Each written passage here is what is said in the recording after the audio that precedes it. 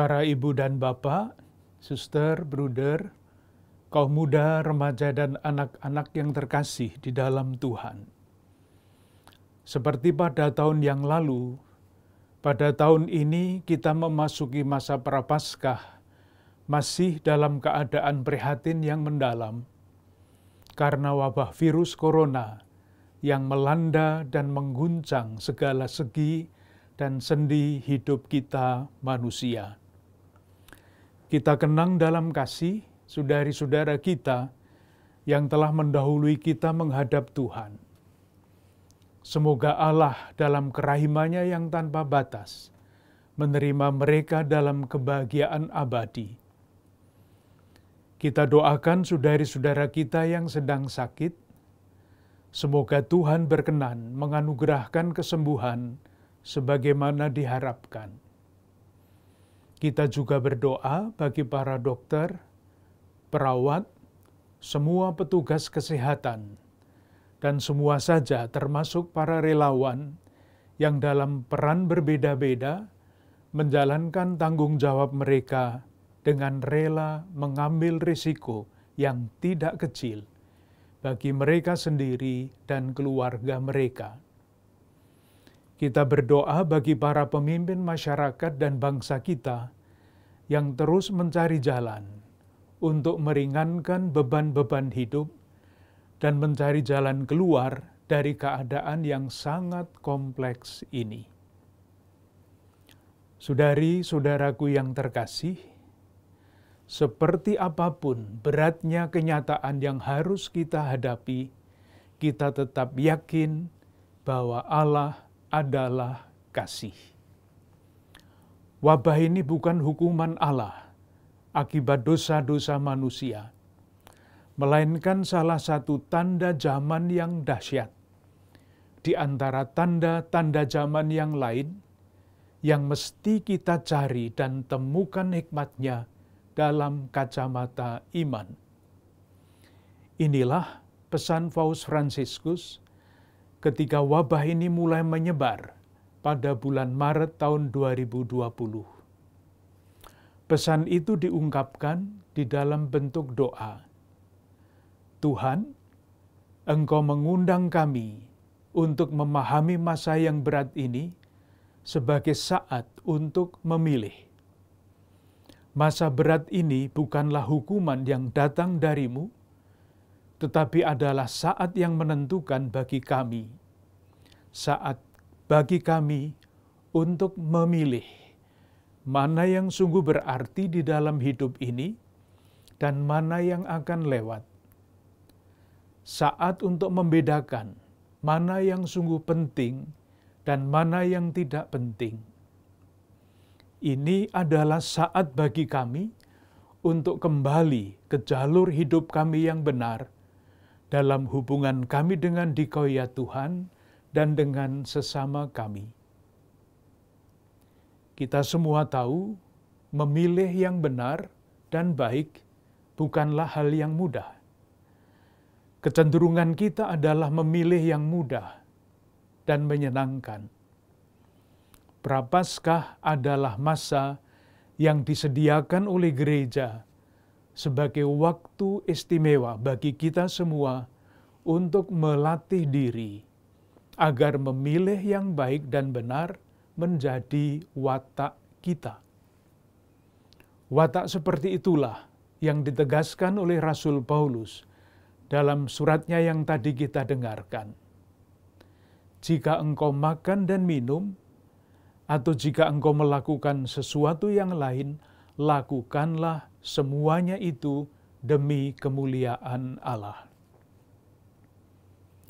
Memilih yang benar dan baik itu pula yang dilakukan oleh orang kusta yang diceritakan di dalam Injil hari ini. Sebagai orang kusta di dalam masyarakat waktu itu artinya tersingkir, ia memilih untuk tidak menyerah pada keadaan. Ia melawan segala rintangan dan mengatasinya, sehingga ia dapat datang kepada Yesus, berlutut, dan mengungkapkan kerinduan dan harapan hatinya dengan berkata, kalau engkau mau, engkau dapat menahirkan aku. Terungkap di dalam kata-kata itu harapan untuk tidak menyerah kepada keadaan. Ia ingin terlibat kembali di dalam kehidupan masyarakat dengan menjadi tahir. Berkat tekadnya yang ditanggapi oleh Yesus, ia tidak hanya menjadi tahir, artinya bisa terlibat lagi di dalam kehidupan bersama, tetapi juga menjadi sembuh. Ia menjadi pribadi yang utuh kembali, sembuh lahir batin. Dan sebagai pribadi yang sudah disembuhkan, ia tidak bisa lain kecuali memberitakan pengalaman pribadinya akan kebaikan Tuhan itu kemana-mana. Saudari-saudaraku yang terkasih, seperti halnya orang kusta, tidak mau menyerah di dalam ketidakberdayaan dan memilih untuk menemukan kembali hidup dengan mendekatkan diri kepada Yesus, kita pun sebagai umat Keuskupan Agung Jakarta ingin memilih. Di tengah-tengah kenyataan hidup yang berat ini, kita tetap akan terus memilih yang baik dan yang benar. Memilih yang berarti dan bermakna seperti doa Paus Fransiskus. Pilihan itulah yang kita rumuskan di dalam rangkaian 3 kata, semakin mengasihi, semakin terlibat, semakin menjadi berkat.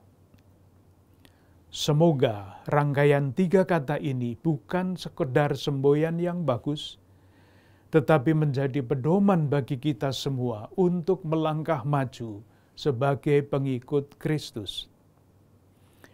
Wilayah kehidupan untuk mewujudkan pedoman ini sangat-sangat luas. Salah satu yang sudah seharusnya kita lakukan bersama adalah mengikuti instruksi pemerintah mengenai protokol kesehatan dan vaksinasi yang sudah diolah oleh tim gugus kendali Keuskupan Agung Jakarta. Selain itu, alangkah baiknya kalau kita secara pribadi, bersama keluarga, komunitas teritorial maupun kategorial, lingkungan dan paroki mencari kemungkinan-kemungkinan lain secara kreatif untuk mewujudkan pedoman kita itu. Akhirnya terima kasih kepada para bapak dan ibu, suster, bruder, kaum muda, remaja, dan anak-anak yang dalam masa sulit ini sudah, sedang, dan akan terus berusaha untuk mewujudkan kasih dan keterlibatan dalam meringankan beban sesama.